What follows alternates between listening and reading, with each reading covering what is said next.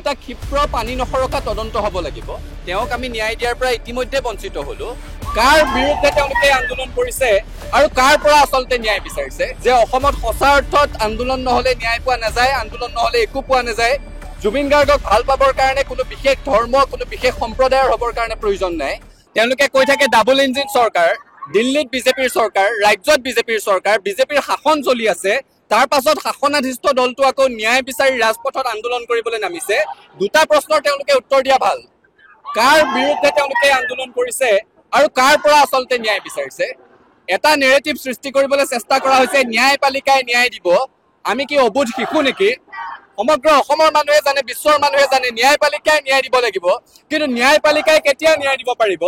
যেতিয়া SIT-য়ে সাক্ষ্য প্ৰমাণেৰে সৈতে কটকটীয়া এখন চাৰ্জশ্বিট তাত দাখিল কৰিব। সেই কামটো কোনে কৰিব লাগিব? SIT-য়ে কৰিব লাগিব। SIT-ক আইনগতভাৱে কাৰ অধীনত আছে? গৃহমন্ত্ৰীৰ অধীনত আছে।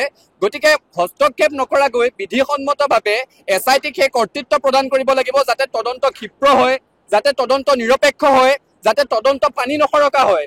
যেতিয়া পানী নসৰকা তদন্তৰ অন্তত এখন চাৰ্জশ্বিট দাখিল কৰিবলৈ সক্ষম হ'ব, যিখন চাৰ্জশ্বিট সাক্ষ্য প্ৰমাণেৰে সৈতে কটকটীয়া হ'ব, তেতিয়াহে ন্যায়পালিকাই ন্যায় দিব পাৰিব।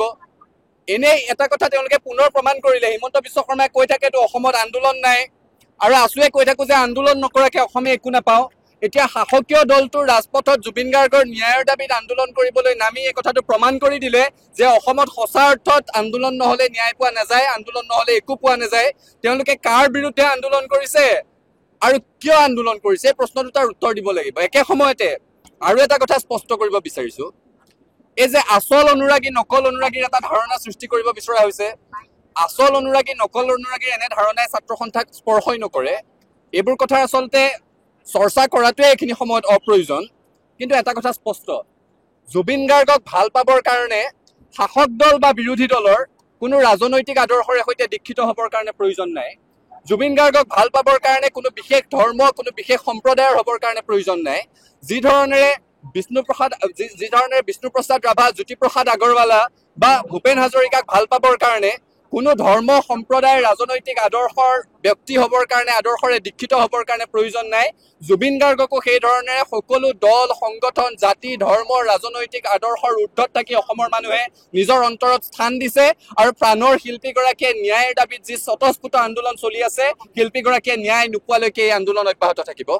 অসমৰ প্ৰতিগৰাকী জুবিন অনুৰাগীৰ মনত আমাৰ এটা চিন্তাই ক্ৰিয়া কৰি আছে যে জুবিন গাৰ্গে ন্যায় পাব লাগে। চাওক, প্ৰাণৰ শিল্পীগৰাকী আঁতৰি যোৱা ইতিমধ্যে এমাহ পাৰ হৈ গ'ল। তেওঁৰ বিয়োগ ঘটিলেই।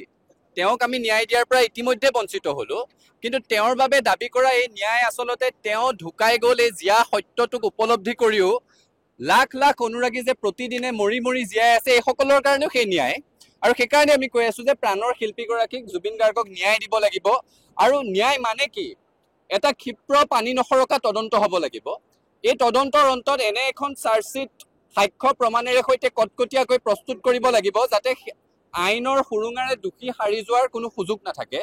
আৰু যেতিয়া এই অভিযুক্তসকলে তেওঁলোক দোষী সাব্যস্ত হ'ব আৰু কঠোৰ দৃষ্টান্তমূলক শাস্তি লাভ কৰিব, তেতিয়াহে আমি আশ্বস্ত হ'ব পাৰিম যে প্ৰাণৰ শিল্পী জুবিন গাৰ্গে ন্যায় পালে।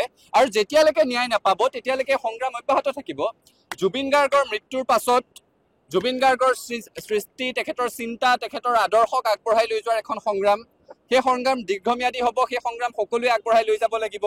কিন্তু আন এখন সংগ্ৰাম, জুবিন গাৰ্গৰ মৃত্যুৰ যি অস্বাভাৱিকতা, জুবিন গাৰ্গৰ মৃত্যুক লৈ যিবোৰ প্ৰশ্ন উত্থাপিত হৈছে, প্ৰতিটো প্ৰশ্নৰ উত্তৰ লাগিব। অসমৰ ৰাইজে জানিব লাগিব কি পৰিস্থিতিত, কাৰ গাফিলতিৰ কাৰণে, কি ধৰণেৰে জুবিন গাৰ্গৰ মৃত্যু হ'ল। আৰু যিসকলৰ গাফিলতিৰ কাৰণে মৃত্যু হ'ল, এই শ্যামকানু মহন্ত, সিদ্ধাৰ্থ শৰ্মাৰ দৰে ব্যক্তিসকল, তেওঁলোকে কঠোৰ দৃষ্টান্তমূলক শাস্তি পাব লাগিব। যেতিয়ালৈকে নাপায়, আমাৰ এই আন্দোলন অব্যাহত থাকিব। যোৱা 12 অক্টোবৰ তাৰিখতে আমি ধাৰাবাহিক আন্দোলন ঘোষণা কৰিছিলো। জিলাই জিলাই অৱস্থান ধৰ্মঘট হৈছে। তেখেতৰ মৃত্যুৰ দিনটোত 19 অক্টোবৰ তাৰিখে প্ৰতিখন আঞ্চলিকে ৰাজহুৱা স্থানত বন্তি প্ৰজ্বলন কৰি তেখেতলৈ শ্ৰদ্ধা নিবেদিছে আৰু পুনৰ সংকল্প লৈছে যে জুবিন গাৰ্গে ন্যায় নোপোৱালৈকে আন্দোলন অব্যাহত থাকিব। আজিও সদৌ অসম ছাত্ৰ সন্থাৰ আহ্বানত অসমৰ প্ৰতিখন জিলা সদৰত হাজাৰ হাজাৰ ছাত্ৰ ছাত্ৰীৰ ৰাইজ সমবেত হৈ ওলাই আহিছে, ন্যায় সমদল কৰিছে। এটাই দাবী, প্ৰাণৰ শিল্পী জুবিন গাৰ্গে ন্যায় পাব লাগিব আৰু দোষীসকলে কঠোৰ দৃষ্টান্তমূলক শাস্তি পাব লাগিব।